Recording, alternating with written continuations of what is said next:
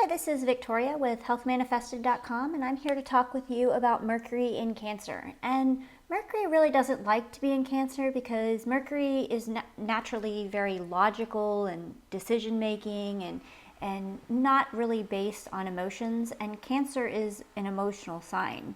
And this placement will really communicate through their emotions, and they'll make decisions based on their emotions, and making decisions based on emotions can get people in trouble. This placement really excels when it comes to writing.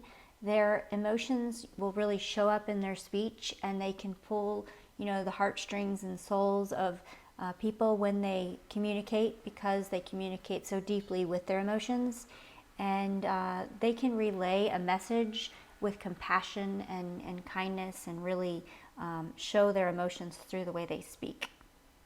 And that's my analysis of Mercury in Cancer.